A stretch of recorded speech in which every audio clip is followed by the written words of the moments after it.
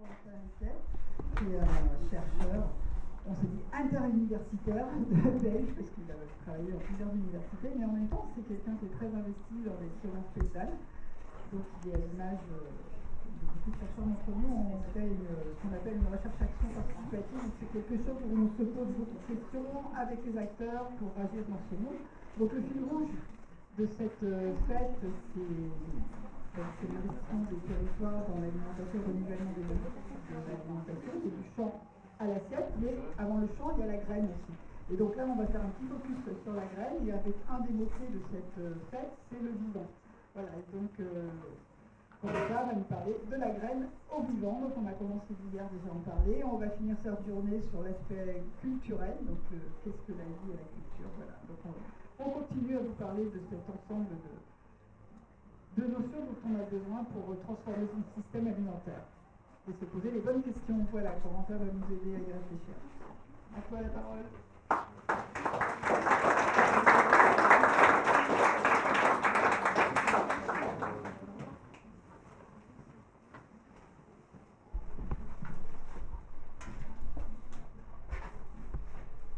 Neutralité.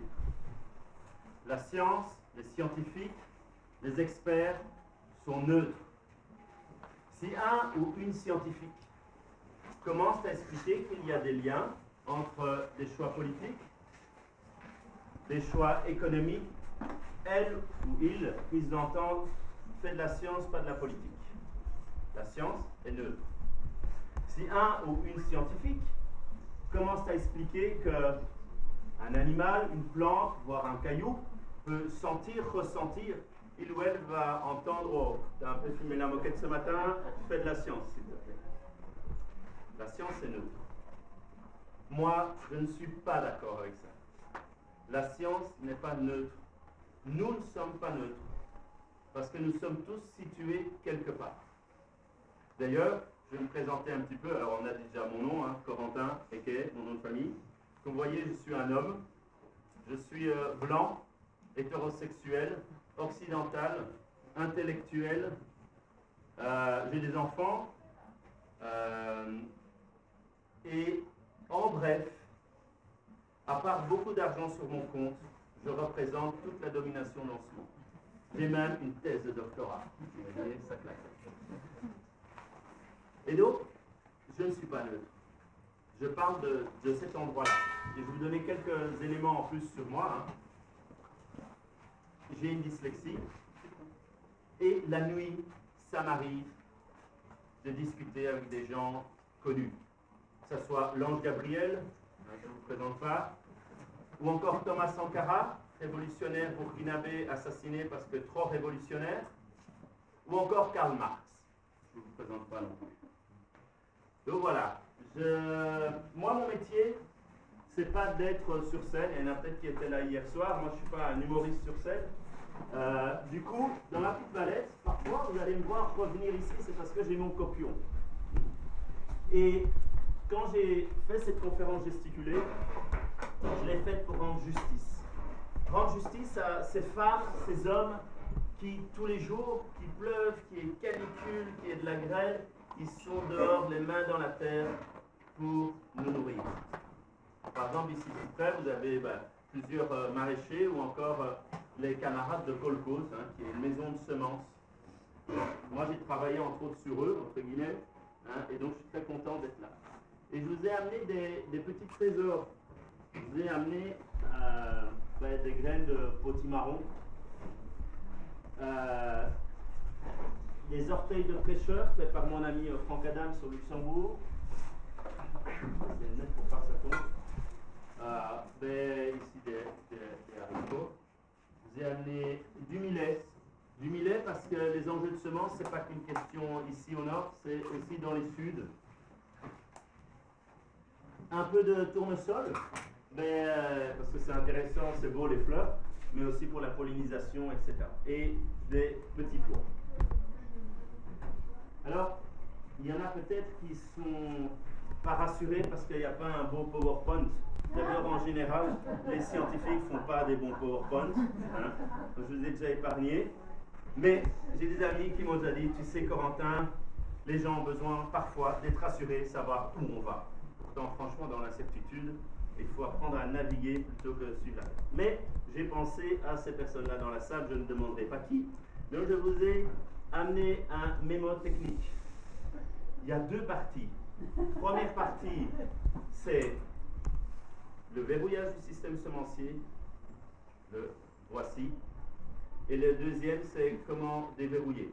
Je vais mettre le mémo technique ici.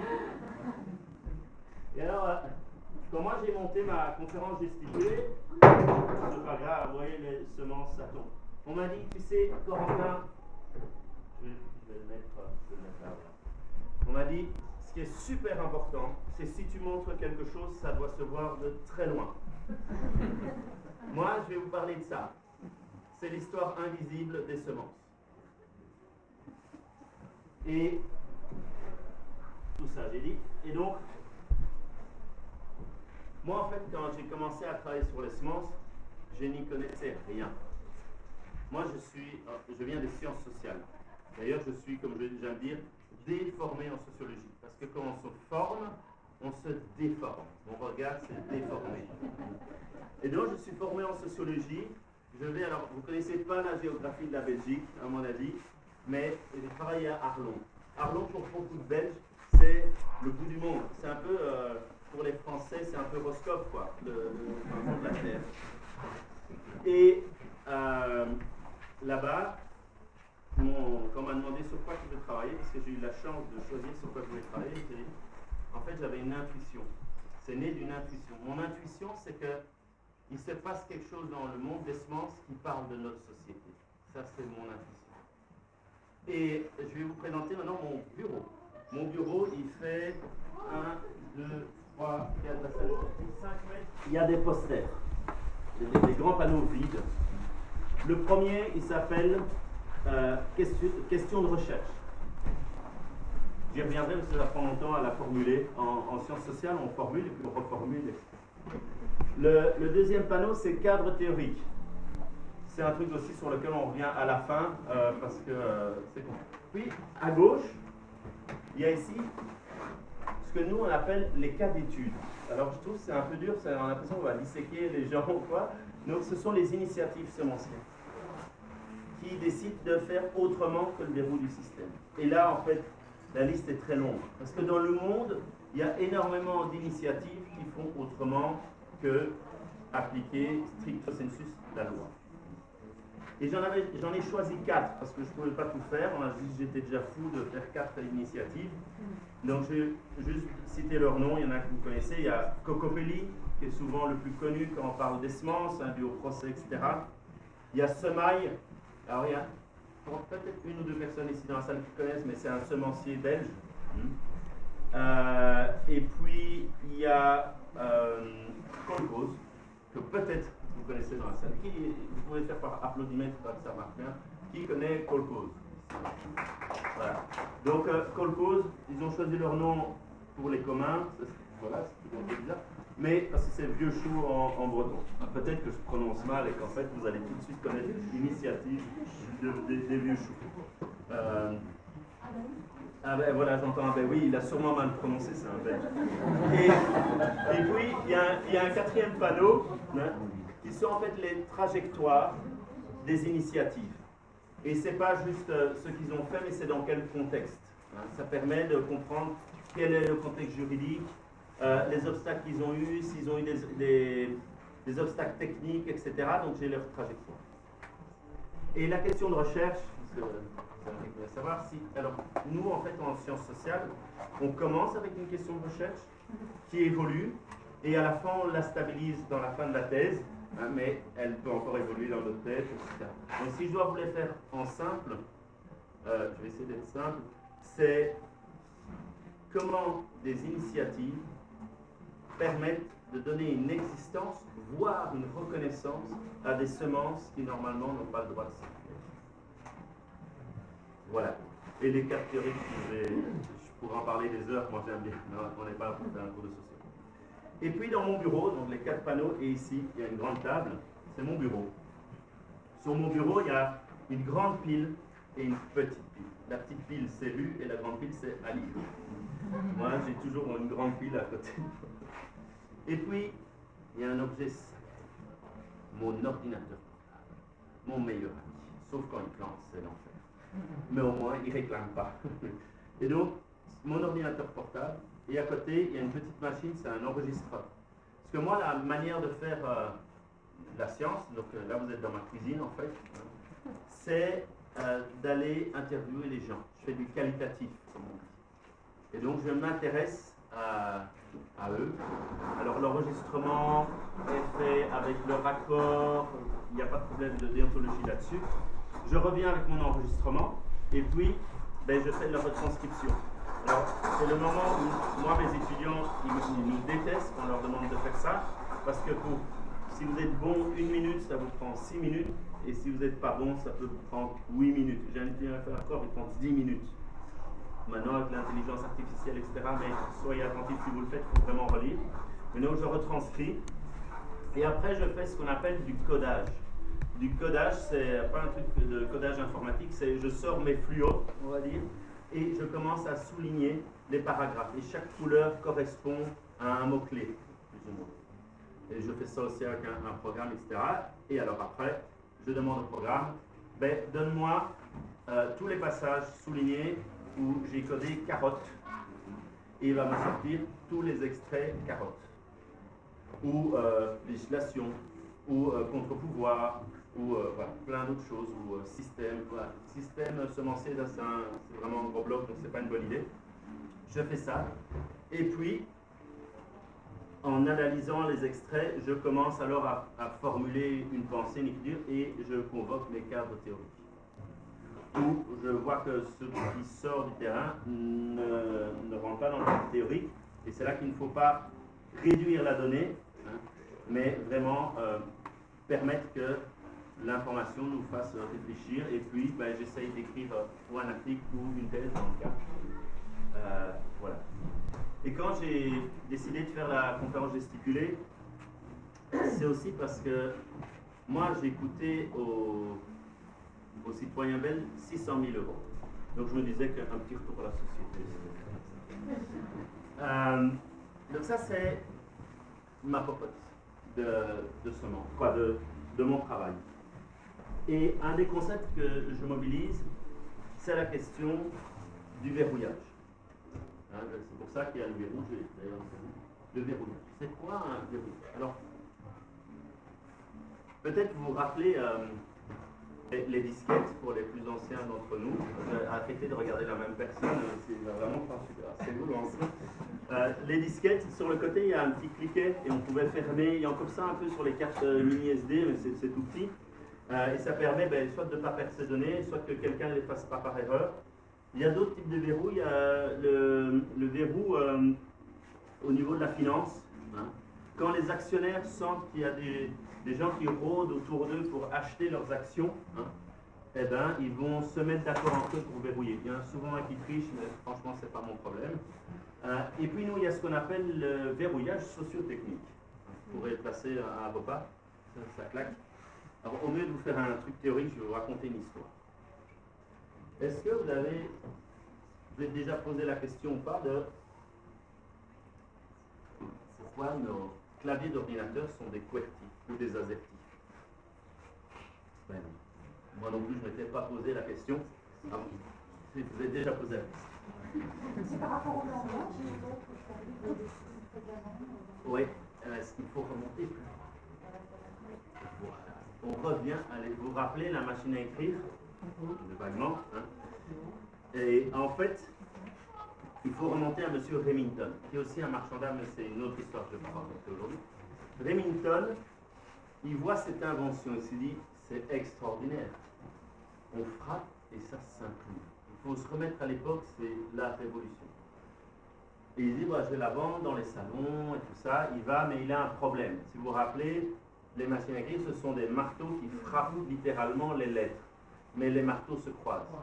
Monsieur Remington va donc voir des gens, des experts en la matière. Il va voir des ingénieurs qui lui posent une question. Mais qu'est-ce que vous écrivez le plus souvent? Et, alors je vais vous le faire en anglais, mais je ne suis pas bon en anglais. c'est « This is a printer ». Ceci est une machine à écrire. Ils disent « Pas de problème, on va proposer tout ça ». Aujourd'hui, on dirait ben, ils font un algorithme. Et ils vont organiser les lettres par rapport à la fréquence sur base de cette phrase. Et après, ça s'améliore encore ça. Et donc, M. Remington peut aller au salon et faire et la magie s'opère. Il se dit, mais c'est bien, mais comment je pourrais vendre plus cette machine à écrire? Et là, il y a des personnes qui sont extrêmement importantes dans les entreprises, encore aujourd'hui, mais souvent c'est oublié, et je le dis bien en féminin, ce sont les secrétaires.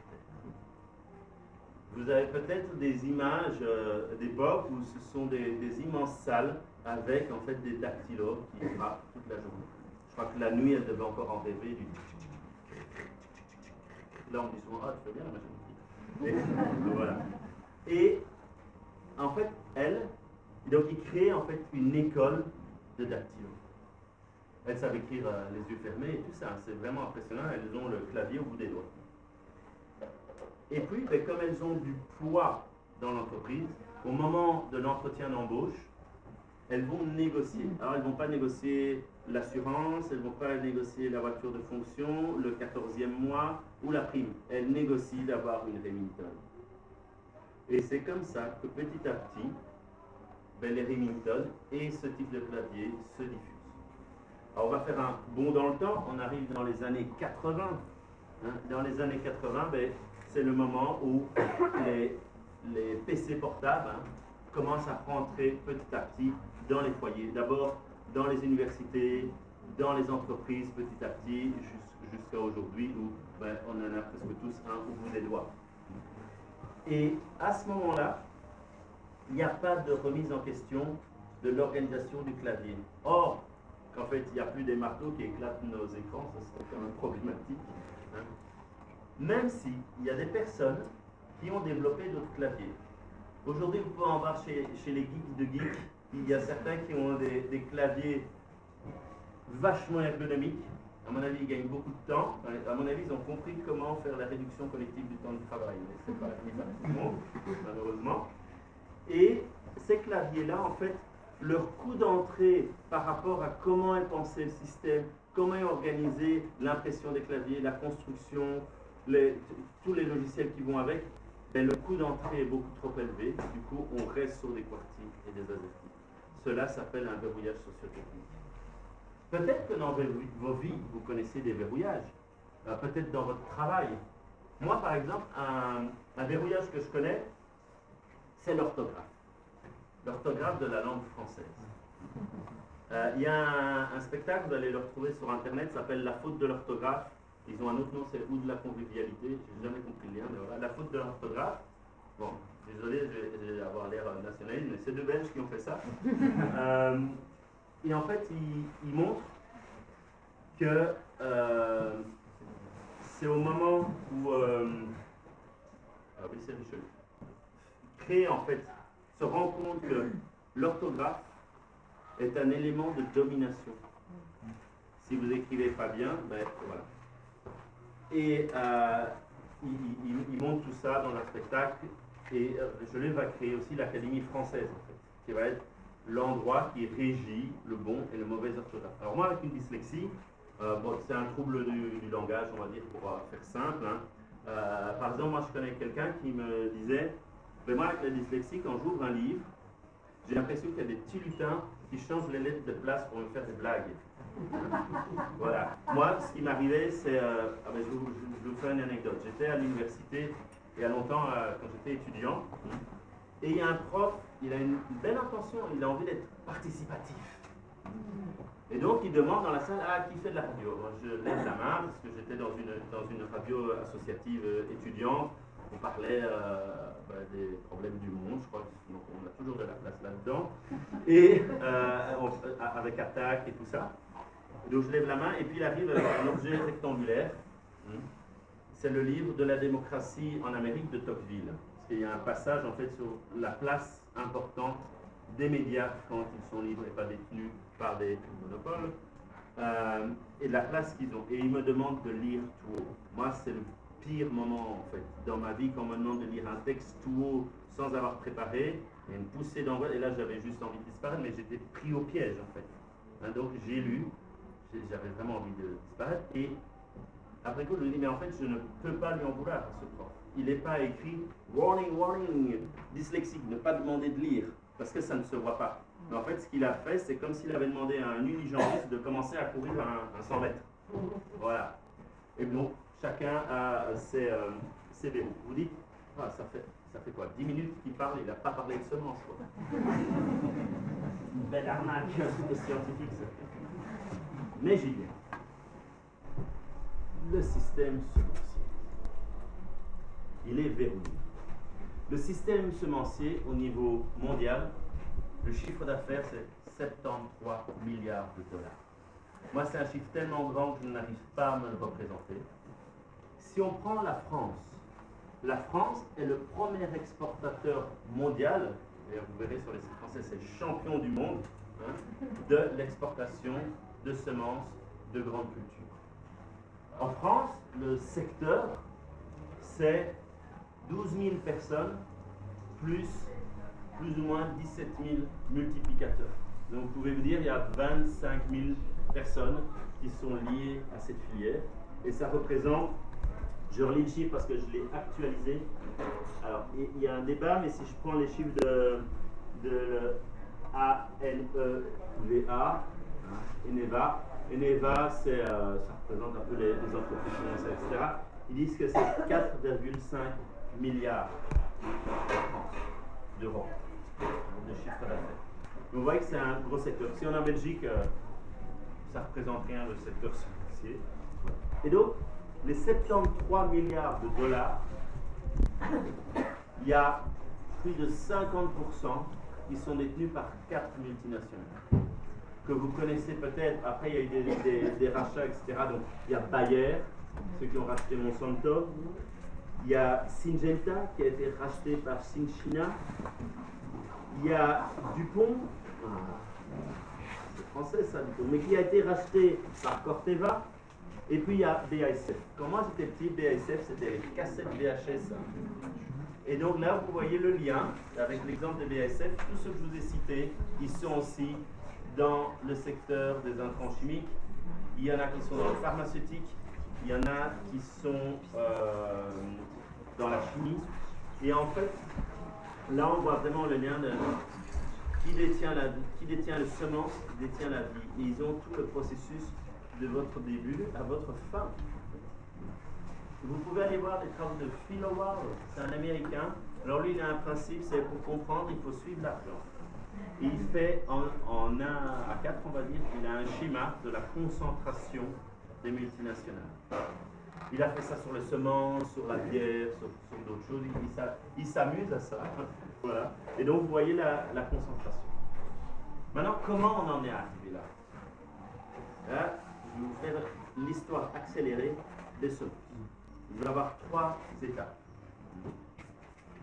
La première étape, on est au 18e, 19e siècle. Si vous voulez, vous pouvez fermer les yeux. Vous êtes ici à la Pré-Vallée. Il y a beaucoup de fermes en fait. Il y en a au moins 10 juste autour de vous. Et puis il y a Georges et Mariette qui sont en train de regarder le blé. Ils regardent leur blé et ils commencent à dire, ah celui-là on va le garder, celui-là aussi. Ah celui-là t'as vu, ah ouais, trop bien, il a de la barbe. Et la barbe c'est les longs fils, vous pourrez aller voir, là-bas il y a des stands où on voit des blés à barbe, etc. On va regarder parce que il y a des sangliers, et les sangliers, ce sont des fins bourrets. Les sangliers n'aiment pas quand la barbe leur garde la gorge, alors ils vont manger d'autres choses. Et en fait, ce que Georges et Mariette sont en train de faire, ils font ce qu'on appelle de la sélection massale. C'est-à-dire qu'ils regardent dans la diversité de leur production ce qui les intéresse. Alors quand on parle intéressement, ça peut être pour plein de critères différents. Ce que je viens de prendre l'exemple avec le sanglier, donc c'est comment on protège notre culture. Ça peut être à quelle finalité on veut. Si vous prenez les maïs, on ne prend pas le même maïs pour faire la tortilla et les pop-corn. et aussi pour les rituels. C'est pas les mêmes maïs. Ça peut être aussi le rendement, c'est tout à fait légitime aussi. Ça peut être aussi qu'il le trouve beau, en fait. Ah ben, il est beau, on va le garder, c'est quand même agréable, le goût, etc. Donc vous voyez, la sélection massale, c'est plusieurs Et ça se fait chez eux, dans les autres fermes autour, ça se fait dans le pays, comme on dit, et ça se fait un peu partout. C'est l'histoire de l'agriculture, jusqu'il y a peu, c'est ça en fait. C'est des humains qui interagissent avec des plantes, donc vivants, et qui trouvent en fait des manières de cohabiter, et ils vont, par la sélection, au fur et à mesure, il va y avoir des carottes. Aujourd'hui, vous savez, la carotte c'était tout dur avant, hein, et c'était pas tout à fait orange. Les carottes oranges à cœur tendre, et ça c'est une histoire de sélection, etc. Et puis on fait il y a un moment important, 1854. Franchement, c'est presque 1700, 1854. Il y a un monsieur qui s'appelle Mendel. Et lui, en fait, il a une passion pour les petits. Il les aime. Mais surtout, Mendel, c'est un moine. Donc, il a plein de temps. Il a plein de temps et il a une passion pour les petits. Je vais maintenant vous faire en fait un cours accéléré de génétique.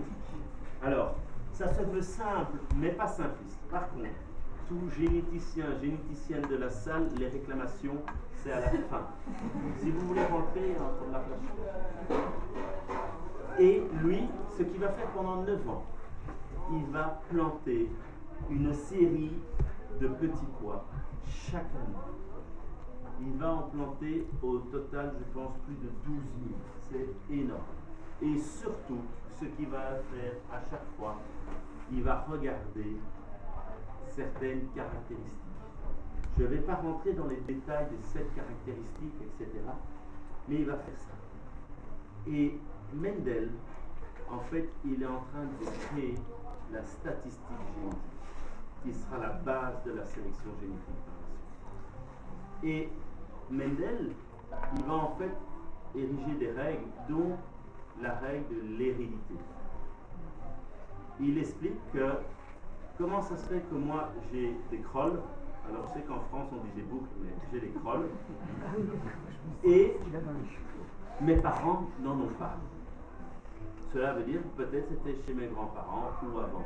Donc Mendel, il montre qu'il y a des caractères qui passent dans une génération et peut-être se révèlent à la suivante.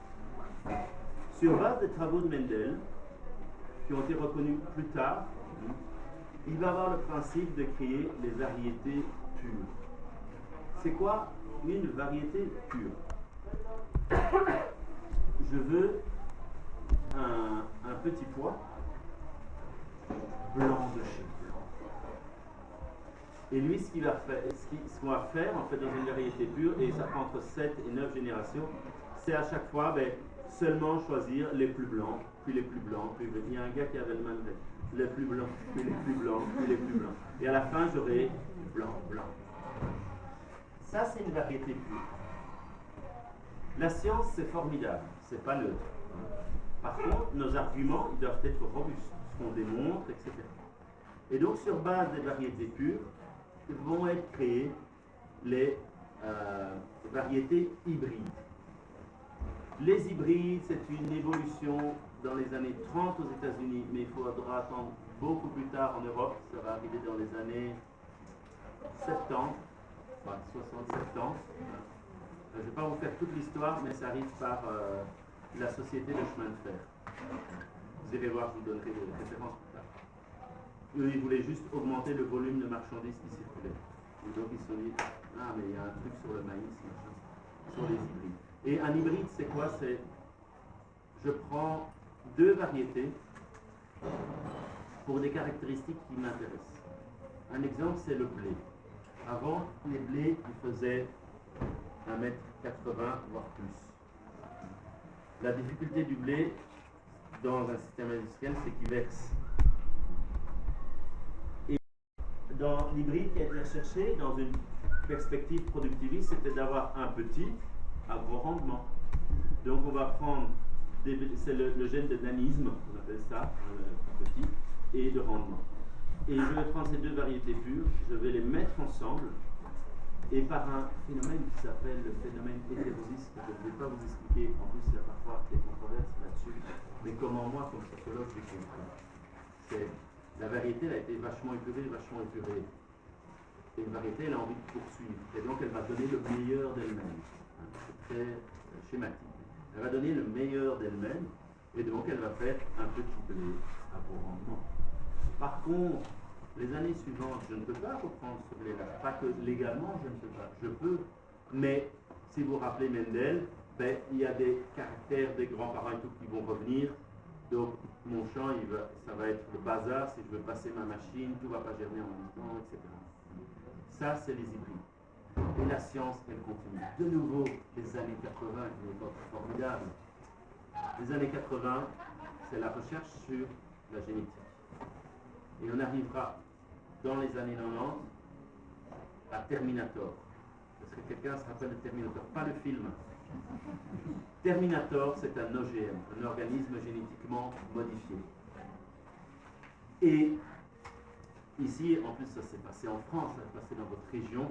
Il y a des gens qui ne sont pas d'accord avec ça et qui disent, ben, nous, on va aller faucher et on va appeler la presse avec. Ce sont les faucheurs volontaires.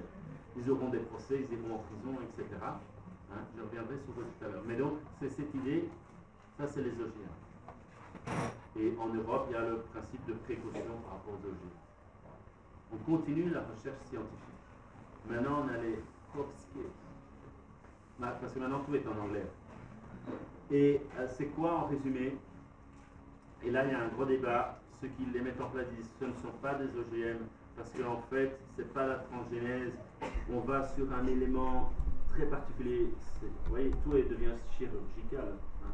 La guerre chirurgicale, l'OGM chirurgical, etc. Et donc, on va chercher quelque chose de spécifique. Donc, c'est pas la même chose, donc ce n'est pas un OGM. Et des gens, par exemple, du réseau Semences Paysannes ou ailleurs, disent si, ce sont des OGM cachés. C'est en débat au Parlement européen. Voilà, c'était le cours accéléré de génétique. J'espère que ça vous a plu. Des réclamations à la fin. Des félicitations à la France. Donc ça, c'est 1854. Et puis on va faire un deuxième partie, un bond dans l'histoire. On arrive à la sortie de la Deuxième Guerre mondiale. C'est triste. Hein. Les guerres, c'est jamais gai en fait. Il y a des morts, il y a des mutilés, les gens ont faim. L'Europe, c'est la famine. Les gens ont faim. Et à ce moment-là, et c'est pas que vous devez prendre l'histoire des semences et l'histoire de l'agriculture vraiment en parallèle, en fait, c'est les mêmes histoires. L'agriculture, la paysannerie rentre dans la modernité agricole. C'est ce qu'on appelle la révolution verte, etc. Et à ce moment-là, c'est l'alliance entre augmentation de la mécanisation, utilisation de tout ce qui sont les intrants chimiques, et aussi sur les semences. Les semences, ça va être, on va arriver aux hybrides, etc. Mais c'est l'argument de les gens ont faim, et c'est véridique, les gens ont faim, donc il faut augmenter la productivité. Et l'État va participer à ça avec des instituts de recherche, va orienter la recherche vers ça. Et donc là, on a vraiment le basculement. Hein. Alors, je prends la date comme date pivot, mais vous imaginez bien, l'histoire, c'est une histoire en grappe qui évolue, etc. Et donc là, on va vraiment arriver au moment de l'industrialisation. Et comme j'ai dit, fin de la Deuxième Guerre mondiale jusque dans les années 70. Hein. Et c'est là que, oui, il faut tout standardiser, en fait. Pourquoi? Parce que la logique n'est plus une logique vivrière localisée, c'est une logique de il faut remplir les supermarchés, si je fais assez simple. Moi, parfois, je fais des choses simples, elles ne sont pas simplistes. Hein. Ou si vous trouvez ça simpliste, vous levez la main et on règle le différent. Je ne sais pas comment, mais on règle. Et donc, pour répondre à la standardisation agroalimentaire dans la production qui est aussi mécanisée plus qu'avant, ce qui rentre dans l'usine doit être standardisé. Et donc, ce qui est produit dans le champ va être standardisé. Et donc, les semences vont être standardisées. Sur une base de 1944. En 1944, à l'INRA, et le E c'est pour environnement, donc à l'INRA, il y a Jean Bustarel. Jean Bustarel va définir ce qu'est une bonne semence. Quand moi je dis bonne semence, ça veut dire une semence qui a l'autorisation de circuler. Et quand je dis circuler, ça veut dire être donné, échangé, vendu. Le droit de bouger. Et Jean Bustarel dit ceci, il dit, désolé pour celui qui était hier soir, mais je vais redire la même chose, une bonne semence est une variété DHS. Alors la DHS, c'est un acronyme, hein, surtout en France, vous adorez les acronymes. La DHS, ça veut dire distinct. C'est vrai, moi on m'a toujours enseigné qu'on ne confond pas les torchons et les serviettes. Et c'est important que deux variétés soient distinctes. Je n'achète pas un chat dans un sac. Donc distinct. Il faut qu'elle soit H homogène. Homogène, je reprends mon histoire de mon champ, mais il ne faut pas avoir des différences de taille ou de calibrage, etc. Donc il faut que tout soit la même chose. Parce que ça peut servir la manière dont ça va être traité. Et le S de stabilité. Dans 1 an, dans 5 ans, dans 10 ans, dans 20 ans, il faut que la variété fasse la même chose. Et ça, on appelle ça le référentiel de Domenjak. Ça, c'est la DHS. Sur base de la DHS, vont naître 2 verrous. Un premier qui va être justement sur la mise en circulation. Il va être décidé que pour qu'une semence puisse circuler, il faut qu'elle soit préalablement enregistrée au catalogue. Le catalogue, c'est un registre où sont inscrits les variétés qui ont le droit de circuler. Comment on fait pour introduire une semence dans le registre? Il faut passer des tests DHS. Donc, moi, les personnes avec qui j'ai travaillé, leurs variétés, elles ne sont pas DHS. Elles sont distinctes, mais elles ne sont pas homogènes et encore moins stables. Et là, on rentre vraiment dans une évolution où ce n'est plus, vous vous rappelez, Georges et Mariette, ils travaillaient dans leur pays, dans leur région, parfois il y avait des échanges de semences, etc. Mais l'échelle, en fait, l'échelle a changé. On est sur l'agriculture, son échelle commerciale, c'est le monde. Donc, la DHS va aussi standardiser et l'accompagnement qu'il va avoir avec ça, en parallèle de monde agricole, avec tous les intrants, ça va être de standardiser le sol pour accueillir cette semence standardisée. Et le S, j'ai expliqué la stabilité. Alors, moi, les gens avec qui je travaille, ils critiquent. Vous vous rappelez le film Hibernatus? Vous voyez là, le truc de Funès, je ne suis pas un fan de Funès du tout, mais ce qui est intéressant, c'est que tout le monde ne connaît pas. Hein. C'est un gars, il se fait congeler. Pour X raisons, il est congelé. Et puis, on le décongèle. 50 ans plus tard, il ne comprend plus le monde qui est autour de lui. Même parfois, quand on n'est pas congelé, prenez les technologies, hein, on ne comprend pas tout. C'est pas mauvais de ne pas tout comprendre, franchement. Parfois, c'est utile. Hein. Il y a le petit-fils ou la petite-fille qui aide souvent. J'y arriverai là aussi, à moi, mes enfants m'aident déjà sur ce point. Mais donc, il est complètement paumé. Les variétés, en fait, si elles n'évoluent pas, si le vivant n'évolue pas dans l'interaction avec les questions pédoclimatiques, voire avec l'humain avec qui il interagit, en fait, elles sont peut-être stables et homogènes, mais elles ne sont plus adaptées aux réalités du moment. Voilà. Et donc là, vous avez le triangle, en fait, la DHS, le catalogue. Le troisième élément du triangle, c'est les droits de propriété intellectuelle. Il faut attendre 1961, et la France a joué un grand rôle là-dessus. Rappelez-vous, vous êtes des leaders mondiaux au niveau de la production des semences. Votre balance commerciale est même positive. Ça veut dire que vous exportez plus, et donc ça fait rentrer de l'argent. On va dire ça comme ça. Et en 1961, il y a une grande conférence, ça à Paris, pour dire les droits de propriété intellectuelle, comment on les règle. Vu que, imaginez, moi, je suis une entreprise semencière, j'ai fait de la recherche et développement, j'ai croisé des variétés, j'ai fait des variétés pures, ça m'a pris 7-9 ans avec X personnes, etc. Ça me coûte cher. Et c'est une réalité, la recherche, ça coûte. Et ça ne rapporte pas toujours. Sauf qu'ici, ça rapporte. Dans les droits de propriété intellectuelle, ça veut dire qu'à chaque fois que ma variété est achetée, utilisée, je reçois des royalties.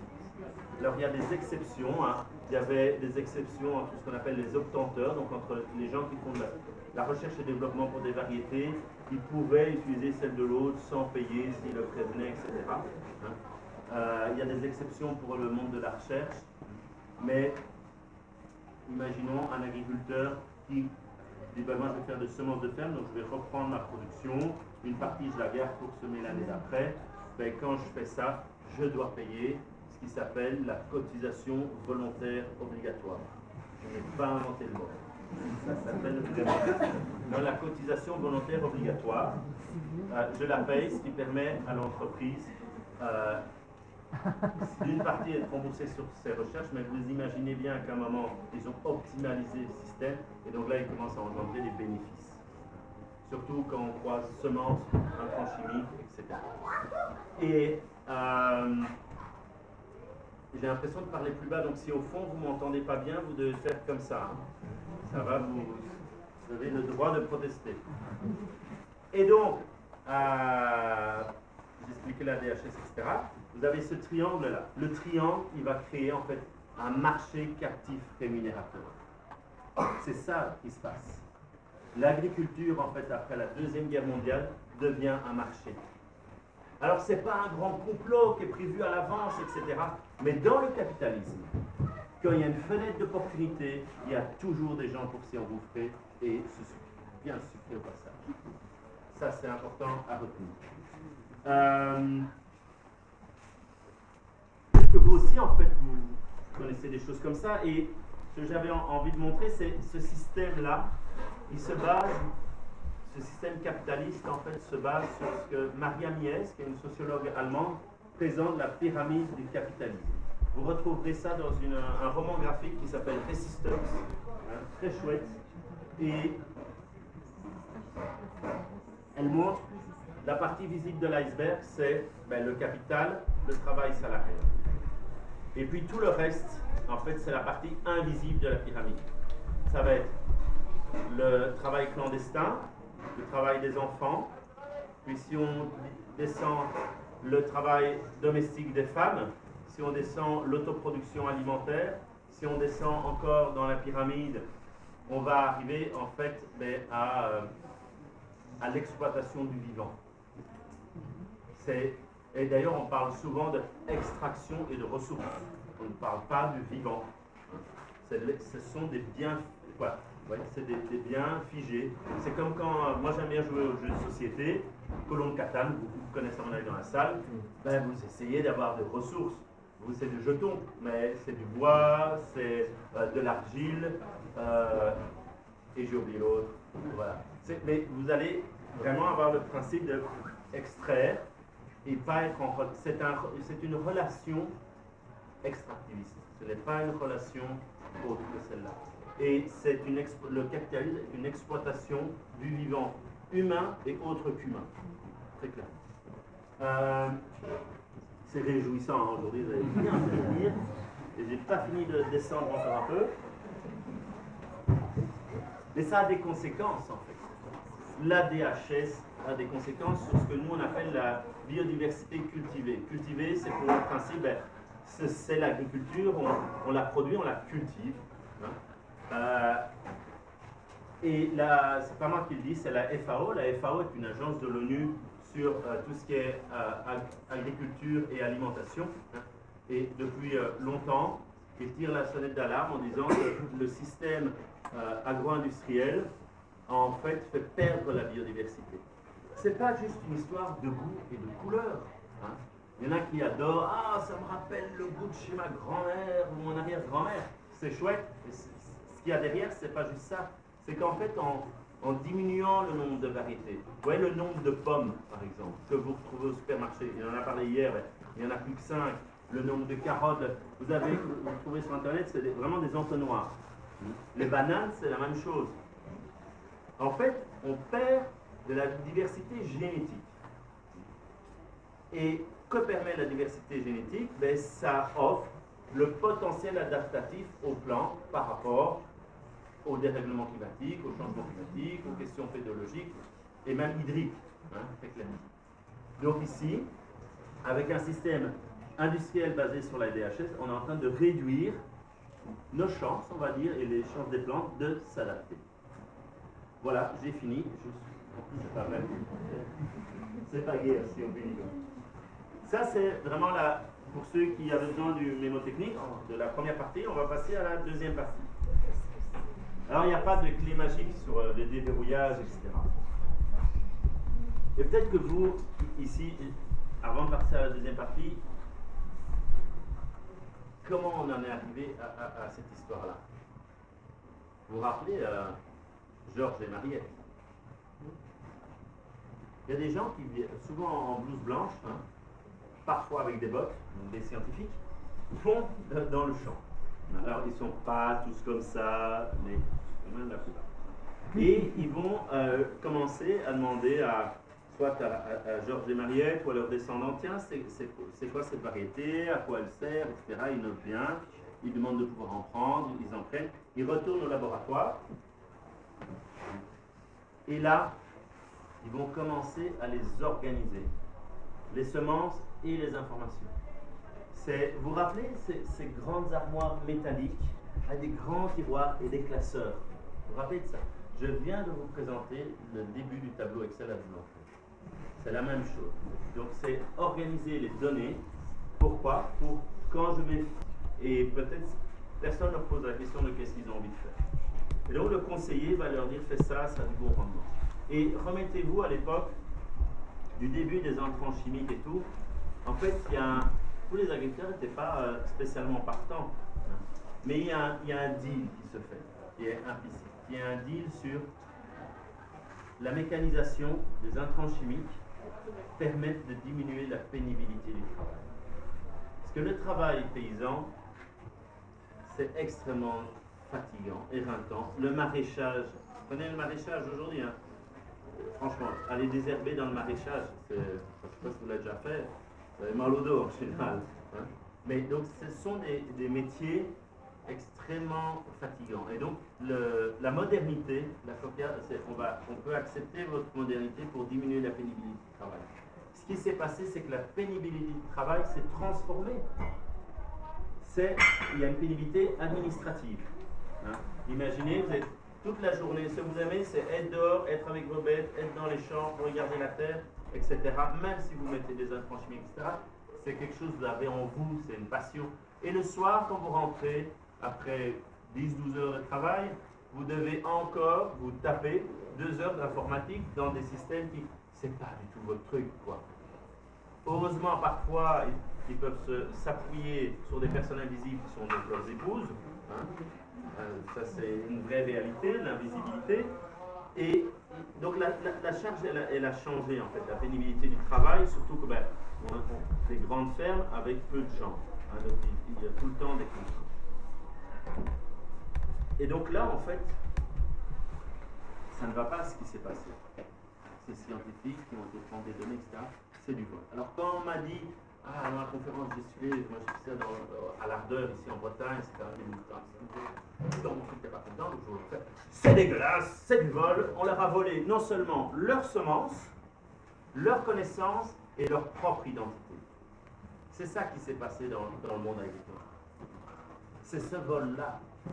Et moi, je parle bien de vol. Alors, tout le monde n'aime pas ça, c'est le progrès, etc. Mais là, il y a quelque chose qui s'est vraiment passé. Ils ont été désappropriés, clairement. Il y a plein d'autres histoires dans l'agriculture, le roman, etc. Il y a une BD bien faite là-dessus. Et puis moi, je vais quand même voir des gens qui disent non, ça ne va pas, ce système semencier, on va faire autre chose. Alors, je viens ici en Bretagne. Pour ça, je suis content d'être là. Je vais voir Colcause. Ils sont rigolos, Et quand nous on fait des enquêtes et tout, on essaie d'avoir la bonne porte d'entrée, s'expriment, on parle avec l'un, avec l'autre. Ils sont où quoi? Alors, il y a un bâtiment, il y a disons, juste ici derrière, pardon, moi je connais pas les noms. Mais... La ferme de Vieux-Lille qui est juste là. Voilà, juste là, et il y a une autre maison de semences à Rostov. Et moi je vais voir, et tout le monde me dit, tu dois aller voir René, tu dois aller voir René, tu dois aller voir René. Donc nous, moi quand on me dit ça, c'est l'entretien de pas rater. Donc, de Belgique, je vais en voiture, pour aller à Rostov, franchement, hein, c'est le bout de le ministère. Rostov, super bon caramel et tout. Les enfants étaient contents. Je vais voir René. Et moi je suis un peu stressé, quoi. C'est l'entretien qu'il ne faut pas rater. J'arrive, et puis, certains vous connaissent peut-être René, mais c'est un syndicaliste de la Conf, c'est un gars balèze comme ça, tout, il me regarde, vous cherchez quelque chose. Ah, bonjour, je viens, j'ai rendez-vous avec vous en fait. Ah, ouais, ah oui, j'avais oublié, mais venez, on va faire ça. Vous imaginez bien, dans l'agriculture, franchement, ils ont d'autres choses à faire que se dire, il y a un sociologue ou un philosophe qui va venir m'interviewer sur ma relation aux semences, quoi. Franchement, ils doivent penser, merde, il va pleuvoir, j'ai 3 stagiaires, qu'est-ce que je vais leur donner comme boulot? Il y a Madame Duchamp qui rouspète sur son panier, il y a une fuite là-bas, ils ont d'autres choses à faire. Donc il dit, bien, on va faire ça en travaillant. Et je me retrouve au mois de décembre, franchement, le ministère au mois de décembre, ça caille quand même. Hein. Je me retrouve dans un hangar semi-ouvert, et René, hein, il est devant une table, une longue table, et il est en train de faire ça. En fait, il est en train de sélectionner l'oignon rose d'Armorique. Très bon d'ailleurs. Vous pouvez le goûter. Vous avez la chance de pouvoir le goûter. Et lui, il connaît la forme, il va sélectionner, c'est la sélection massale, il va sélectionner l'oignon qui lui permettra ensuite d'avoir des graines et puis encore des oignons. Donc, il va sélectionner les caractéristiques de cet oignon-là, mais en ayant une fourchette. Et les autres, ben, il va rouler rouge. Et moi, je suis là, je le regarde faire, j'ai mon petit calepin et tout, mes doigts qui gèlent. Et à un moment, il me dit, tu sais, en fait, la première chose qui vient en tête, qu'on veut faire circuler ces semences qui ne sont pas DHS, c'est de le faire sous le manteau. Et puis il continue, il dit, mais par contre, quand on fait ça, on ne contribue pas à la cause. Ok, l'entretien continue. Je reviens dans mon 20 mètres carrés à Arlon, devant mon ordi, et je retranscris. Et à un moment, je fais Eureka. Eureka. Alors vous, c'est normal, ça vous fait rien. Mais c'est un truc extraordinaire. Eureka, cette phrase, en fait, cette phrase, elle synthétise toute la tension. La tension entre vivons bien, vivons cachés. À Kolkhoz, à toutes les réunions, ils ont des semences dans les poches, mais ils ne les donnent pas à n'importe qui. Et dans les autres semences, c'est la même chose. Il y a d'abord la confiance que je dois avoir avec vous, par exemple, madame, et je dis, ah, ici j'ai une semence, ça vient de mon ami Franck Adams, c'est l'orteil de pêcheur, tu vas en prendre soin, quoi. Et tu me raconteras comment ça s'est passé. Donc, ils échangent toujours des semences. Donc, les semences, c'est tellement petit. C'est un concentré de vie incroyable, parce qu'avec une semence, vous faites plein de semences après. Et en plus, là, c'est gratuit. Mais si on fait ça, c'est la phrase de René, si on fait ça, si on les échange comme ça entre nous, on ne rend pas visible le vol, l'injustice en fait, de la désappropriation de nos savoirs, de notre identité, de nos savoirs. Et c'est une tension qu'il y a aussi dans les milieux militants entre... c'est super cool d'aller faire un éco-village entre nous en Ardèche, par exemple, ou en Rhône. Et en même temps, d'autres disent non, il faut être sur les barricades, nous on CETA, nous on Mercosur, tous les noms quoi. Et en plus, la liste, il y a des noms à dire, il y en a quand même un paquet. Nom à Macron, etc. De toute façon, j'ai bien compris hier soir que les amis de Macron ne sont pas les bienvenus. Et il y a cette tension. Et c'est une tension aussi entre résister et proposer. Et c'est pas l'un contre l'autre. Je trouve que dans les milieux associatifs etc., les gens on propose d'autres choses et il y a cette tension de qui va être le plus pur, quoi. Donc ça, il faut en sortir. Mais là, avec les semences, vous connaissez, c'est cette idée-là que je voulais vous faire passer. C'est vraiment comment on rend visible une injustice. Et puis je continue le tour, et une manière dont ça a été rendu visible, j'en ai déjà un peu parlé avec les OGM, ce sont les faucheurs volontaires. Les faucheurs volontaires, ils vont appeler les médias, ils coupent, etc. Et à un moment, ils se disent entre eux, c'est bien, on dénonce, on lutte contre, mais qu'est-ce qu'on propose? Et c'est là que va naître le réseau Semences Paysannes. Et le réseau Semences Paysannes, qui a plus de 20 ans, 20-25 ans, en fait, ils vont, à leur première rencontre, ça va être des gens d'un peu partout de la France et de Belgique. Parce qu'en Belgique, nous, quand on n'a pas de réseau, on vient en France. Puis on revient en Belgique, on transforme les choses, les Français ne comprennent plus, mais on leur explique l'histoire du compromis à la Belge. Et là, ils sont perdus, quoi. Et ils vont, en fait, c'est toutes des personnes qui font encore des variétés de population, etc. Et ils se mettent ensemble. Et il y a deux scientifiques qui y vont. Ils sont de l'INRA. L'INRA, quand même, pour tous les gens qui sont anti-OGM, qui veulent des variétés de population, tout ça, l'INRA, c'est un peu le diable. C'est ceux qui ont permis l'industrialisation, le vol, etc. Et donc, les deux scientifiques, c'est Véronique Chave qui a présenté ici au début, hein, qui est généticienne et après qui est aussi sciences sociales, etc. Et Isabelle Godringer, donc qui est à l'INRA de Moulins. Ces deux femmes. Dans le monde des semences, ce sont que des femmes, sauf quand il y a de l'argent et du pouvoir, c'est des mecs. Mais c'est pas que dans les semences. Mais c'est quand même souvent. Et elles, elles ont dû montrer patte blanche aussi pour rentrer. Il y a plein d'histoires, plein d'anecdotes, mais voilà. Et ça, c'est la création du réseau Semences Paysannes. Et moi, je continue mon tour en Bretagne et je vais voir Christophe Coligny, peut-être certains l'ont connu, il est malheureusement décédé maintenant, et il crée le Conservatoire du goût. Lui, il ne fait pas des collections de petits pois, moi je faisais des collections de gomme quand j'étais petit, chacun son truc, lui, c'est un fan de tomates. C'est un gars, il travaille dans une très grosse multinationale, je crois qu'il aurait pu avoir sa Rolex à 40 ans, hein. Et puis il se prend une claque de la vie, il remet en question, et il se dit je vais devenir paysan, et même pire, il s'intéresse aux semences. C'est vraiment... Oui.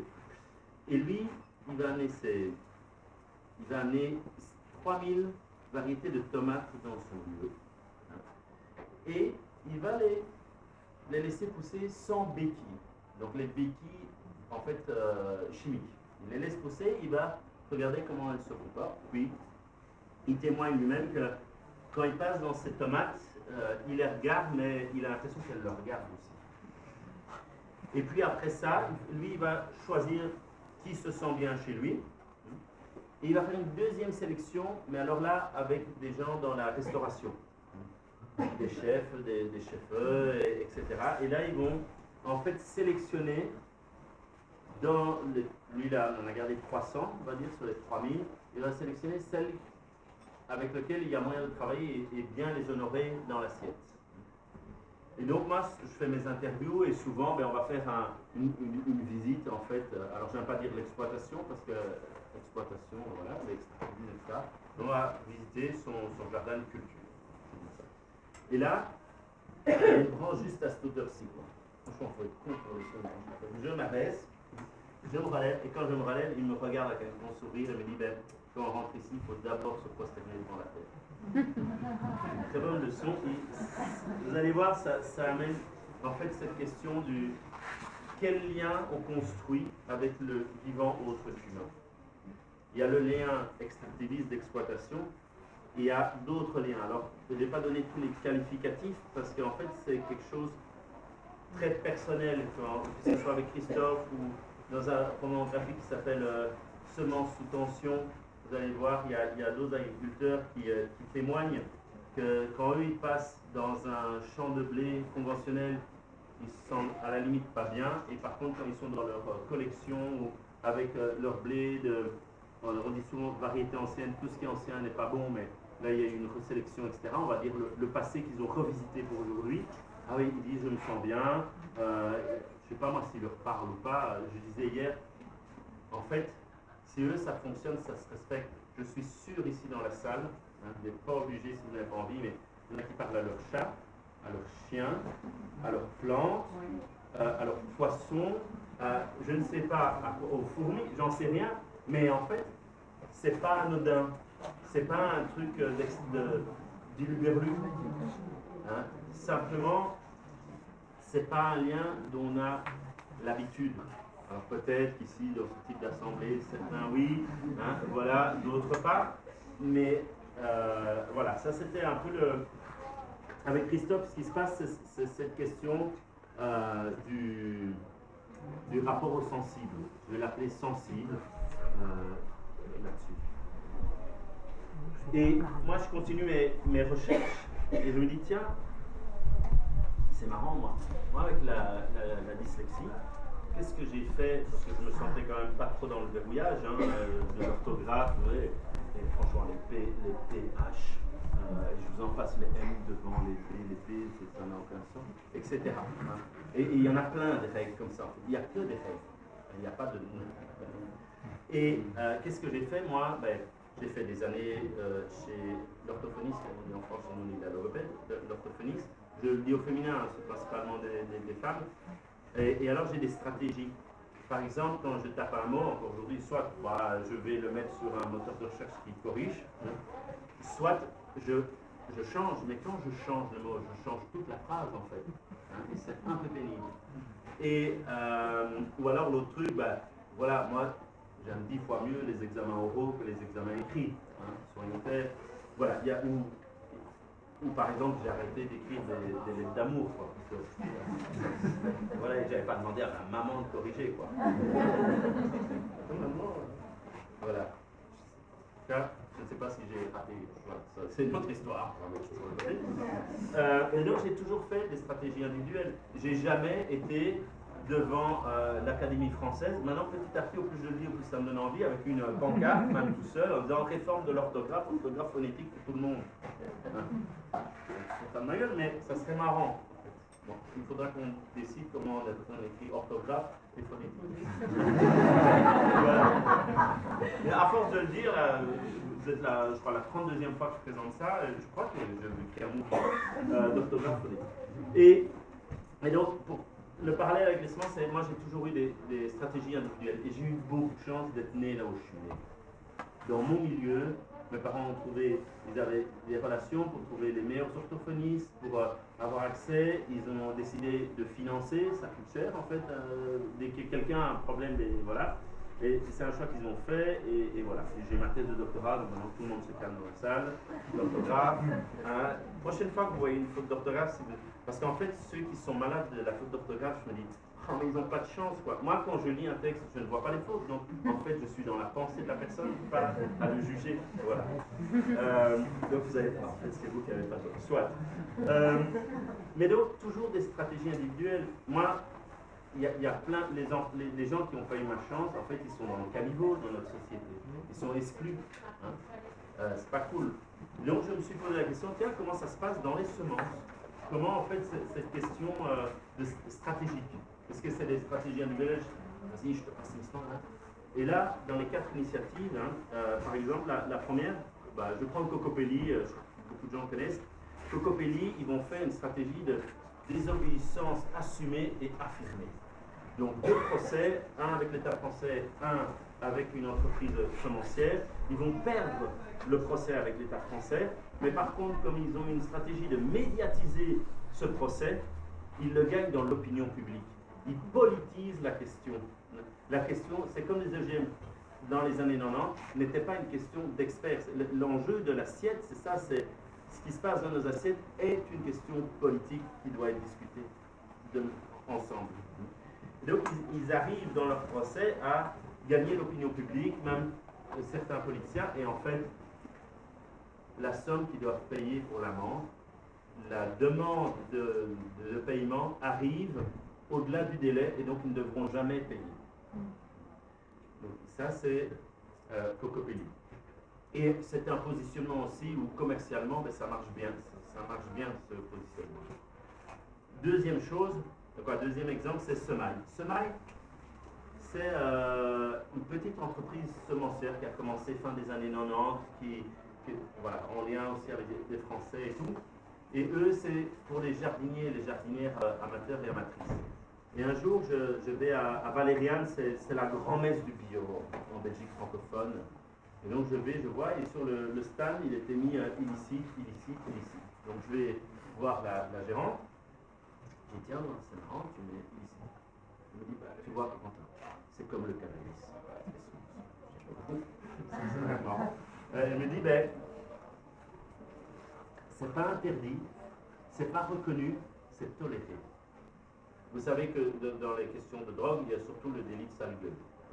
En fonction de qui vous êtes, vous allez être arrêté ou pas. En tout cas sur les drogues. Et elle, en fait, ce qu'il y a derrière, elle me dit, mais en mettant illicite, c'est pour sensibiliser les jardiniers et jardinières qui se rendent compte qu'il y a des enjeux politiques. Derrière le beau, le bon, ben, il y a un enjeu politique. Et c'est comme ça qu'elle va faire de la sensibilisation. Puis, Kolkhoz, ils ont tout à fait une stratégie. Kolkhoz, ils vont décider de passer par le marché. Alors, je vais faire court, parce qu'ils ont plusieurs stratégies, mais il y a une stratégie avec les magasins Carrefour. Ils ne sont pas les amis de tout le monde. Mais Cocopelli s'est dit, Carrefour, en fait, a lancé une grosse campagne qui s'appelle Marché Interdit. Marché Interdit, c'est l'idée de valoriser des légumes qui sont issus de semences paysannes, pour faire simple, et donc des semences reproductives, etc.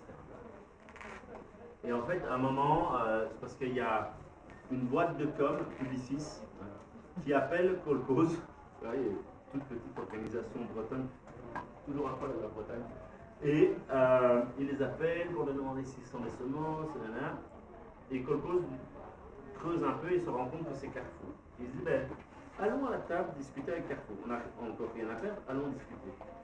Ils discutent, et ils se disent, en fait, Carrefour va de toute façon le faire. Il vaut mieux qu'on soit là pour garantir un peu les balises, plutôt que de les faire n'importe quoi. Et ça, c'est lié au contexte plus général de guerre entre supermarchés. Il y a la guerre à celui qui est le plus bio, il y a celui qui a le plus de produits locaux, et ben il fallait trouver un autre truc, la biodiversité cultivée. Et alors, comme Carrefour sont des gens extraordinaires, et surtout qui ont beaucoup de moyens, ils font une super campagne. Je suis sûr que toutes les ONG voudraient avoir ces moyens-là. Ils font un truc, moi j'aime bien, mais on dirait presque que ce sont des zapatistes qui vont pour les supermarchés. C'est bien, c'est des rebelles, quoi. Et ils vont même faire une pétition, et après Carrefour va se targuer d'avoir sauvé la biodiversité cultivée. Mais voilà, le positionnement de Kolkhoz, c'est fait avec le marché. Ils ont la même démarche en parallèle avec les biocoop, etc. Et voilà. Mais je ne vais pas rentrer dans tous les détails. Si vous voulez, il y a une très donc une stratégie par le marché. Et puis le dernier, c'est Bionature. Bionature, j'ai décidé de prendre un autre contexte juridico-politique, donc c'est au Brésil. C'est avec le mouvement des travailleuses et travailleurs sans terre. C'est une autre histoire. Eux, c'est très différent. Eux, en fait, la première chose pour eux, c'est de réussir à garder des variétés pures. Si on n'a plus de variétés pures, refaire de l'hétérogénéité est très compliqué. Et ils sont envahis, encerclés d'OGM. Voilà. Donc ça, c'est quatre stratégies qu'ils ont mis en place. Et puis, ça a été dit, je crois, au début que moi j'ai travaillé un moment pour le réseau. Alors, je vais vous parler de fleuve pour parler de semences. Un truc belgo luxembourg. Donc, le réseau Meuse, Rhin, Moselle pour les semences paysannes et citoyennes, dit le RMRM, il y a un vieux moteur qui démarre. C'est pas là qu'on a choisi le nom. Le RMRM, on est en assemblée générale. Et on se pose des questions sur les nouvelles législations européennes aujourd'hui par rapport aux semences. Je ne vais pas rentrer dans les détails, mais il y a des gros débats aujourd'hui par rapport à qu'est-ce qui rentre dans la loi, à qui ça s'applique et à qui ça ne s'applique pas, les 12 directives sur la régulation, la mise en circulation des semences au niveau européen. On discute et tout, puis ils disent ok, qu'est-ce qu'on fait? Alors moi je dis, bon, on peut faire une conférence gesticulée, ça c'est fait, vous êtes là, c'est bien. L'autre chose qu'on peut faire aussi, c'est de développer des filières. Parce qu'en fait, les enjeux de semences, que ce soit en France ou en Belgique, c'est une toute petite minorité qui connaît les enjeux. souvent dans les circuits courts, les gens ne parlent pas de l'amont qui est la semence. Or, avec ce que je vous ai expliqué, vous avez pu voir qu'il y a différents modèles en fait socio-économico-politiques derrière le choix des semences qu'on met en production. Et on crée deux filières, une qui est autour des grandes cultures, s'appelle Au cœur du pain, et une autre qui s'appelle des semences aux légumes. Alors ça paraît très court, des semences aux légumes, mais au niveau professionnel, sur des variétés population, il y a beaucoup d'enjeux sur la production de plants, parce qu'il y a d'autres gros acteurs. Donc on fait ça, puis on se dit, il faut aussi travailler le monde politique, faire du plaidoyer et compagnie. On se dit, on va organiser des choses pour qu'ils viennent dans les champs voir la réalité, qui sortent de leur bureau. Nos collègues autrichiens nous disent, non, ça sert à rien, on a déjà fait aussi, on a déjà mis des bus avec à boire et à manger, ils ne viennent pas. Donc on continue d'aller dans les couloirs du Parlement. C'est comme ça. Et puis elle me dit, c'est bien tout ça. Elle me dit, mais tu vois Corentin, toutes ces règles, elles sont faites pour des gens qui ne sont sur l'échelle mondiale, il faut déjà un chiffre d'affaires élevé et tout. C'est pas nous en fait. Et surtout, ça ne parle pas de notre type de relation aux vivants et aux semences. C'est dans une vision économique productiviste. Nous, c'est pas ça. Donc, comment on fait pour parler de ça? Alors là, moi, je suis un peu embêté, mais je suis un intellectuel, je fais les réponses intellectuelles. Je dis, en fait, il faut réenchanter. Réenchanter le monde. Et ça amène à se dire, réenchanter, c'est changer de regard, c'est décoloniser notre pensée. Notre pensée est colonisée, il y a des œillères de certaines manières qui sont mises dedans. Donc c'est d'aller les questionner, déconstruire et reconstruire d'autres choses. Par exemple, sortir d'une vision productiviste où il faut toujours faire plus. Un très bon exemple économique qui fonctionne très bien, ce sont les bières trappistes. Les bières trappistes, non seulement quand ça s'est créé, c'est une économie qui rayonne sur sa région, c'est vraiment intéressant. Et l'autre chose, je vais prendre Orval. Il y en a qui ont déjà goûté de l'Orval ici dans la salle, levez la main. Ah, ça c'est bien. Et l'Orval, je vous invite vraiment à aller voir. Et en fait, ce qu'ils font, au-delà de temps en temps d'offrir un fût gratos à mes étudiants pour financer leurs activités, ils ont décidé qu'il y avait une limitation. Ils font une économie limitée. Il n'y a pas plein de bacs d'Orval en Bretagne. Et c'est bien en fait. Vous avez le plaisir d'aller en Belgique, peut-être d'acheter un bac, il y a toutes des règles. Donc on doit prendre rendez-vous. On doit avoir un bac vide, on échange un bac vide contre un bac plein, et c'est un bac par plaque par jour. Ça, c'est la règle des moines trappistes. Et chaque abbaye a sa règle. Il y en a, c'est une fois par semaine. Et puis, il y avait une abbaye, Westveteren. Là, ils devaient refaire le toit. Et donc, ils ont fait un truc exceptionnel de vendre plus en disant c'est pour le toit, c'est momentané. Ça a super bien fonctionné, ils ont réparé leur toit, c'est des kilomètres de toiture. Et voilà, moi, je crois que j'aurais dû avoir une trace, c'était bien. Et donc, c'est sortir de cette vision, c'est sortir de... On nous montre des graphes tout le temps comme ça. C'est la quête du bonheur, la sexualité, tout est en flèche en permanence. Donc il faut sortir de ça. Mais c'est pas si simple, et puis on me dit c'est assez utopiste.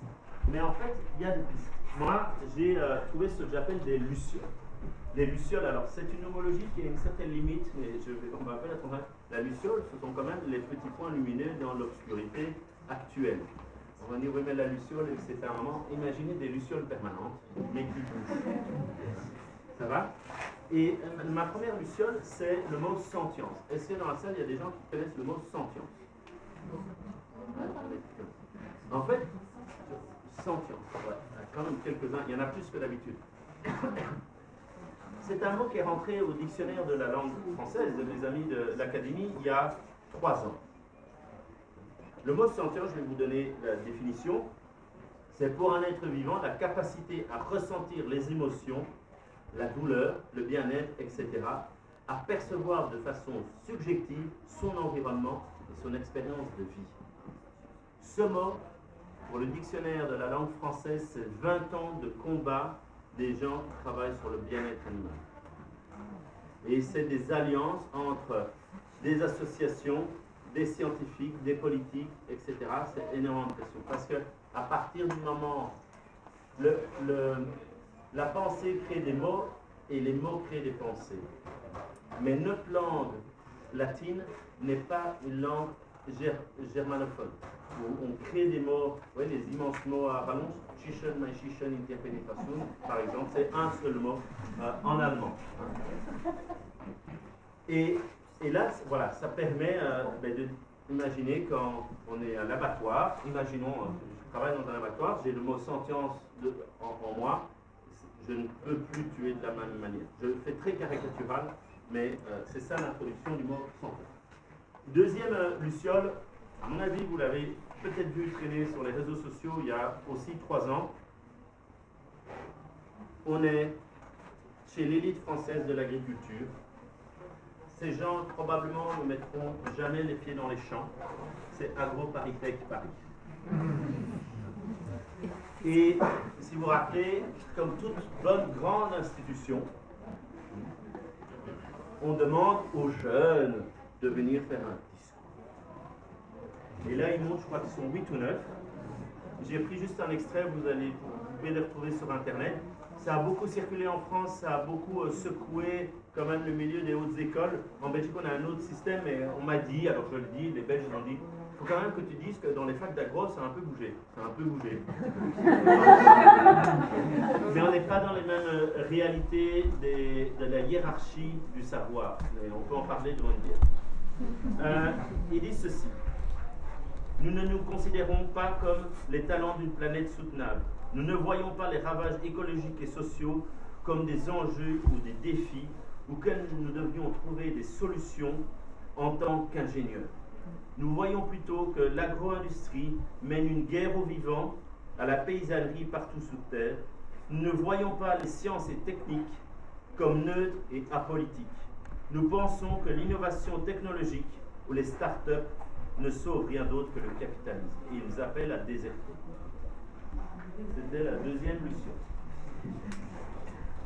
La troisième luciole, je vous en ai dit 3. Ouais. La troisième luciole, c'est, vous voyez à Paris, la Villette, le musée des sciences et techniques, un super endroit avec les enfants et tout, on peut toucher plein de trucs et tout. Là, il y a une expo permanente depuis quelques années qui s'appelle le Bio-Inspiré. On rentre, il y a des explications en fait sur les règles, les principes du vivant, c'est plutôt des principes que des règles, les principes de comment le vivant s'organise, le vivant sans les humains, on va faire comme ça, s'organise et collabore, ou parfois peut être en concurrence. Puis on descend, on arrive à un endroit où il y a des films. Il y a une vidéo sur les Maoris en Nouvelle-Zélande qui ont réussi à donner un droit juridique à une rivière. Il y a une autre vidéo en Amérique latine sur les personnes qui ont fait introduire dans la Constitution la Pachamama. Ouais, c'est sympa, mais c'est des trucs exotiques. Bah, vous savez peut-être qu'il y a un parlement de la loi qui existe. Il y a un livre qui s'appelle Le fleuve qui voulait écrire. Même en Belgique, ils essaient de créer un parlement dans la Sambre. C'est bien pire que de la pollution. Etc. Donc il y a des initiatives à certains endroits. Et moi je me rappelle, dans la recherche, j'ai eu la chance, avec ma collègue Stéphanie Kletke, d'aller aux États-Unis. Alors c'est souvent là où il y a le pire, qui a les plus belles résistances. Donc bientôt en France, on va avoir beaucoup de choses émerger. On va continuer à se renforcer et émerger. Hein. Bon, en Belgique, franchement, on n'est pas mieux lotis avec nos fashions non plus. Et en fait, on va voir une organisation qui est le Seed Silver Exchange. Un truc incroyable. Ils font plein de choses, etc. C'est vraiment impressionnant. Et une des choses qu'ils font, c'est la rematriation. Rematriation, rendre au même. Parce que, comme je vous l'ai dit tout à l'heure, c'est surtout des femmes. Ce sont des femmes qui rendent à des femmes des nations premières des semences qui sont des semences patrimoniales, symboliques, spirituelles, etc. Moi, je rentre dans la voiture avec Stéphanie et je dis, waouh, je suis super touché, c'est quand même impressionnant, mais chez nous, il n'y a plus de nation première, donc c'est. Et là, elle me regarde dans un éclair de lucidité, elle me dit, mais si, Corentin, c'est nous. Nous l'avons oublié. Nous avons oublié de nous. Parce qu'une des explications que moi j'ai trouvées, c'est, moi j'adore utiliser ma tête, hein, mais c'est comme si on était des tout petits bonhommes tout fins avec des espèces de grosses têtes. On nous a bien rempli la tête. Et on a même coupé du lien avec le cœur et les tripes. Et je pense, quand je dis de réenchanter, c'est aussi refaire cette articulation. C'est très utile de penser avec sa tête, c'est très agréable de faire des choses avec ses mains et de sentir avec son cœur. Et il n'y a pas que les humains, il y a l'ensemble du vivant. Par exemple, moi, dans mon corps, comme j'ai dit hier, moi, je ne connais rien aux trucs mûches qui sont dans mon corps, les bactéries, les glucoses, mais il y a plein de vie en fait. Je ne suis pas juste une enveloppe Corentin, voilà. Et donc il y a plein de relations, hein. On peut rentrer en communication aussi avec tous ces bazars-là. Voilà, vous voyez, je ne suis pas très fort pour faire ça. Mais c'est cette question en fait de réenchanter. Et pendant mes recherches, il y a un livre, quand je faisais un civil qui est sorti, de Dusan Kazik. Dusan Kazik, c'est un anthropologue, vous allez dire encore un intellectuel, et ben ouais, lui ça pèse, il en a fait un bouquin. Et il va aller voir en fait des maraîchers, des producteurs de semences, et être sur la relation justement aux semences. Dusan Kazik, il est hongrois d'origine, il est hongrois-français, je ne sais pas comment on dit, franco-hongrois, voilà. Il a les deux nationalités, c'est plus simple de dire comme ça. Et son bouquin s'appelle « Quand les plantes n'en font qu'à leur tête, concevoir un monde sans production ni économie ». Dedans, il va expliquer, dans sa théorie, c'est que le capitalisme et le communisme, ou le marxisme, sont les deux faces d'une même pièce. Parce que tous les deux veulent que la Terre produise. Une mission productrice. Et Dusan nous invite tout simplement à nous déséconomiser. Je vais reprendre ce qu'il dit. Alors, heureusement, je l'ai déjà lu, je vous en prie, je l'ai déjà lu plusieurs fois, donc ça devrait aller. On a un peu d'eau avant. L'économie. Ah non, c'est pas celui-là. C'est aussi, l'économie a toujours le dernier mot. Vous n'avez jamais eu le coup. Vous avez un chouette projet et tout, vous êtes enthousiaste. Puis quelqu'un vous dit, oui mais financièrement ça ne va pas marcher, hein, votre basse-cour, ça ne va pas aller les gars. Et en fait, si vous n'y croyez pas, vous vous découragez assez vite face à ces discours-là. Hein. C'est vraiment des cassons. Alors, Dusan il dit ceci, en parlant que l'économie est là, et tu dis, se déséconomiser, ça suppose de faire des déplacements théoriques, épistémologiques et politiques considérable. Si l'économie a pris une telle place, c'est non seulement qu'elle a apporté un nouveau regard sur l'agriculture au XVIIIe siècle, mais aussi sur l'industrie naissante, l'artisanat, le commerce, les écoles, l'université, la culture, les banques, etc.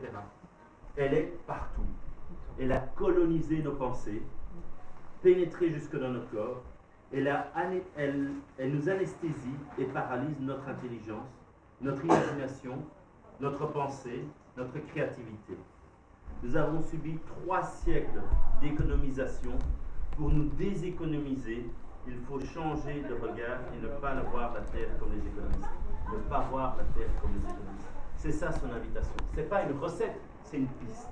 C'est comme ça, je pense que c'est intéressant. Et moi, dans mes recherches, en fait, les gens que j'ai rencontrés, c'est pas qu'on ne peut pas vivre de produire des légumes, des semences, etc.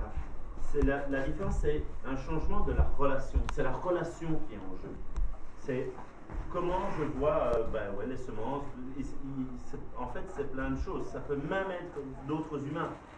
On parle aujourd'hui de DRH, direction des ressources humaines.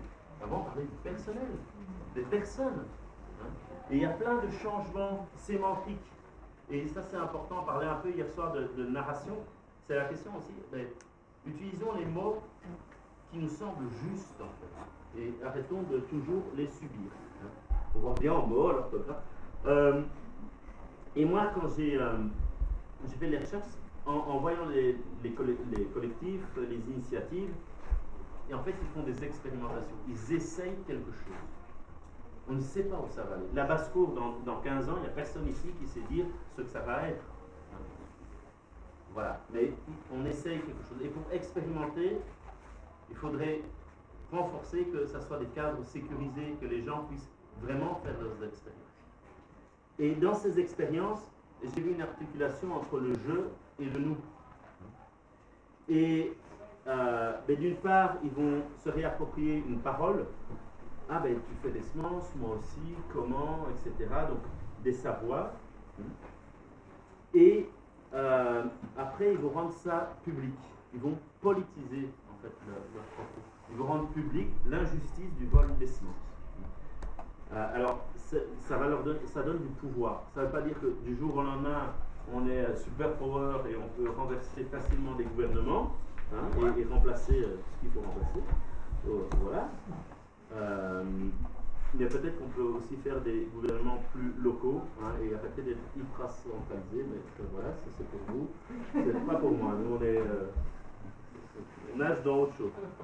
Et ce qui serait intéressant, c'est sur base de ces expérimentations, c'est en fait de faire des politiques publiques. Je disais ça aussi hier, mais je ne sais pas si c'était clair. C'est des politiques publiques où on permet à des gens, on fait un espace, un lieu d'expérimentation. Je prenais l'exemple de l'habitat léger, pas être que dans les semences, mais on va permettre à des gens d'essayer des bagnoles, des yourtes, différentes choses. Et aussi, quel est le bon ajustement entre humains. Il y a des gens qui savent bien vivre en communauté, mais pas toute une vie, etc. Et c'est qu'il y a aussi des chercheurs qui travaillent là-dessus. Et puis, il y a des recommandations qui sont construites ensemble vers les pouvoirs publics. Et je pense que ça remettrait les politiques publiques à l'endroit. Au mieux de penser des grands cadres standardisés pour le monde, l'Europe, la France, on peut penser à d'autres échelles. Ça ne veut pas dire pas de pouvoir, ça c'est un autre débat, mais voilà, je ne vais pas rentrer là. Du coup, je vous disais que réenchanter le monde. Dans réenchanter, il y a chanter. Je n'ai jamais cru que je savais chanter, je ne le crois toujours pas. Par contre, j'ai repris un texte de Julos Boucard. Est-ce que quelqu'un connaît Julos Boucard? Waouh, ça fait plaisir. Donc, c'est un artiste belge qui est décédé maintenant. J'ai artiste parce qu'il fait différentes choses, chanteur. C'est la révolution, la vélorution, etc. C'est vraiment pas une chose. Donc, j'ai pris son texte, je l'ai un peu adapté. Et ça donne. Je vais voir si vous êtes peut-être prêts. Moi, je crois pas. Ça donne ceci. Je suis l'homme, je suis l'enfant, je suis la femme jaune, la femme noire, l'homme noir, l'homme jaune, l'homme blanc. Je suis l'oiseau, le poisson, la tortue et le cheval qui court. Je suis l'herbe et l'arbre, je suis la mer et la montagne. Je suis la mer et la montagne. Si je fais du mal à l'enfant qui est en moi, à la femme qui est en moi, de n'importe quelle vie que ce soit, je fais du mal à moi-même, je fais du mal à moi-même. Aussi ai-je souvent mal à toutes les parties de moi, mutilées, torturées, affamées, de n'importe quel lieu du monde, de n'importe quelle couleur. Le jour approche, où je serai entière et entière, où je serai assumer ma féminitude, ma jaunitude, mon humanitude, ma plantitude, ma semencitude. Je suis l'homme noir, l'homme jaune, la femme noire, l'homme blanc. Je suis la semence, je suis la plante, je suis la plante, je suis la semence.